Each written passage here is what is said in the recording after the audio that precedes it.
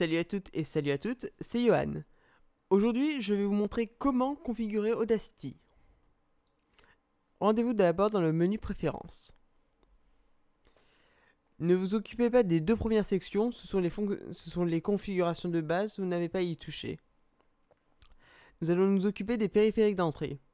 D'abord, vous avez ici tous les micros enregistrés qui sont enregistrés dans votre ordinateur. Si vous possédez un micro USB, il devrait apparaître ici. Vous allez avoir microphone et son nom ici. Par exemple ici, vous avez le micro de ma webcam, Logitech Mic Fusion. Si par exemple vous possédez une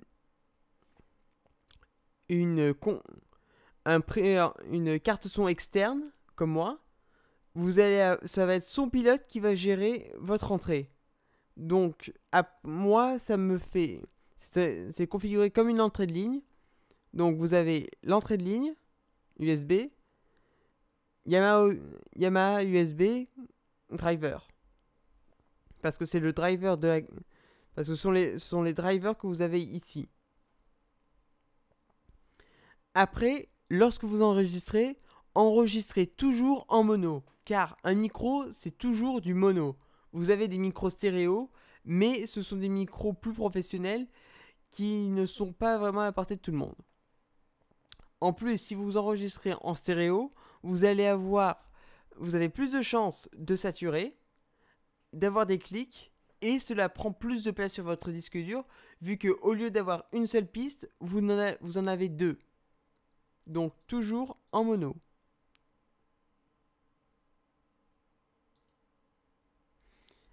Après, votre échantillonnage quand vous faites de l'audio, vous devez toujours être en 48 000 Hz.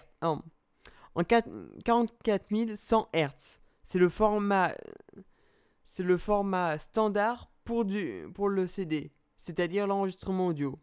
Si vous faites de la vidéo, par contre, lorsque vous ferez votre mix final, importez-le dans Audacity et rééchantillonnez-le en 48 000 Hz. Car c'est le format standard pour de l'encodage vidéo. Lorsque vous enregistrez, n'utilisez pas le 16 bits, car il s'agit d'un ancien format qui a beaucoup plus tendance à saturer et qui a tendance à saturer, oui. Il est maintenant recommandé toujours d'utiliser du 24 bits ou du 32 bits flottante. Car votre préampli, qui est soit votre carte son, soit votre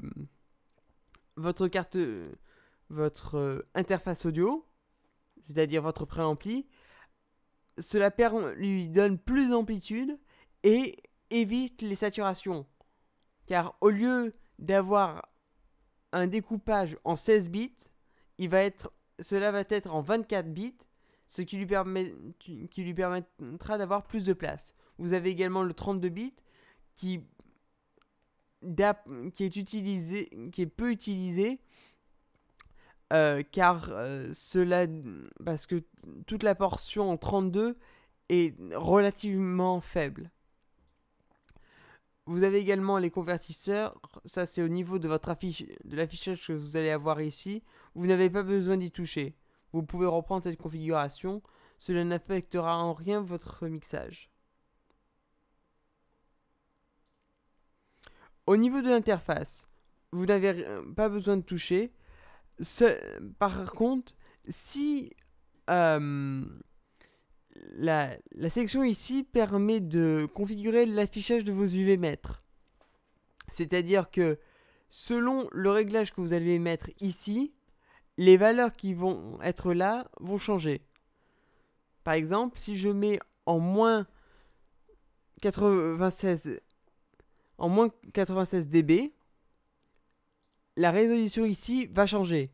Cela ne change absolument rien au son, mais par exemple, moi, si je commence un enregistrement, je verrai par exemple ici, avec cette plage, je verrai un bruit de fond, alors que je ne l'entendrai pas. Donc, de préférence, rester en 10 bits, cela suffit largement pour voir les choses qui nous intéressent. Pour l'export, assurez-vous toujours que cette section soit correctement cochée. Au niveau des bibliothèques, si vous voulez exporter en MP3, vous devez absolument avoir Lime, dont la dernière version est sortie. Car Audacity sait lire le MP3, mais il ne peut l'écrire sans Lime, qui est l'encodeur qui est utilisé. Vous avez également les bibliothèques MPEG qui permettent par exemple d'exporter en AC4, en M4A ou en AAC. Mais cela permet également de les lire parce que Audacity n'est pas nativement conçu pour les lire. Donc si vous voulez importer par exemple des vidéos dont le son est encodé en AAC, vous avez besoin de cette bibliothèque. Petite chose intéressante, pensez toujours à cocher cette zone. Montrez la saturation. Cela permet de voir si vous avez atteint le 0 dB fatidique, c'est-à-dire le moment où vous saturez et où vous êtes obligé de reprendre votre prise, car il est impossible d'arranger une saturation.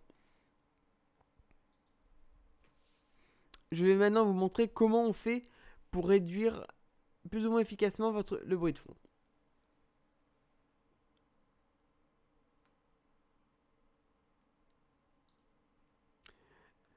Donc, comme vous voyez, sur ma prise de son actuelle, je n'ai quasiment pas de bruit de fond. Vous avez par exemple vu ici un certain niveau, mais c'est parce que j'ai oublié de reconfigurer mon entrée en 10 bits. Ce qui réduit ma plage et ne montre pas le bruit de fond qui se trouve ici. Donc, lors d'un enregistrement, il y a toujours vous avez toujours un certain bruit de fond, sauf si vous enregistrez dans une pièce insonorisée et tout ça. Mais vous avez toujours un léger bruit de fond. Donc, commencez par sélectionner une portion de votre bruit, allez dans réduction du bruit, prendre profil du bruit, ensuite sélectionner entièrement votre fichier. Après, ici vous avez les niveaux vous avez pour le réglage des réductions de bruit. Personnellement, je conseille une fourchette entre 20 et 25 dB. Cela évite l'effet d'aqua, c'est-à-dire le moment où il y a comme une altération du bruit, car la limite entre votre niveau d'entrée et en fait le niveau rapport bruit de fond enregistrement est devenu trop faible et Audacity et votre réducteur de bruit vous a amputé une partie des fréquences de vos voix. Et je vous conseille également de garder un lissage à 100 Hz. Donc voilà. Certaines fréquences ont été atténuées. Après, lorsque vous enregistrez, n'oubliez jamais après de mettre le coup bas, c'est-à-dire quelque chose dans l'équaliseur qui va à partir de la section que vous avez réglée, il va retirer toutes les fréquences qui se trouvent à sa gauche. Un coup bas générique est à peu près 100 Hz, mais vous pouvez le descendre jusqu'à 80 Hz si vous faites des voix graves, ou aller jusqu'à 120 Hz si vous avez des voix plus aiguës ou des voix de filles. Donc, appliquer. Cela, par exemple, retire certains bruits de fond peuvent être retirés, comme par exemple certains souffles d'ordinateur ou des bruits électroniques. Parce que, comme vous savez, les micros fonctionnent grâce à l'électromagnétisme et certaines fréquences qui sont en dessous de 50 et 60 Hz, car en Europe, la fréquence de l'électricité du secteur est à 50 Hz, et en Amérique du Nord, c'est 60 Hz. Donc vous devez au minimum couper ici, si vous utilisez un coupa. Ensuite, lorsque vous exportez, n'oubliez jamais d'exporter en WAV ou dans un autre format qui ne soit pas compressé. Il ne faut jamais exporter en MP3. Pour quelle raison ? Parce que le MP3 est un format compressé avec perte. C'est-à-dire que votre Lame va retirer des fréquences pour gagner de la place. Et par exemple, si vous exportez un mix final totalement terminé, vous l'exportez alors en MP3, mais la résolution... Pardon, c'était pas configuré correctement. Vous devez toujours être à peu près... Ceci est le meilleur rapport poids-taille. Le meilleur rapport qualité-taille. Perso, je préfère aller encore plus haut, même si ça prend de la place pour rien. Donc voilà, j'espère que ce petit tutoriel vous a plu et à une prochaine fois.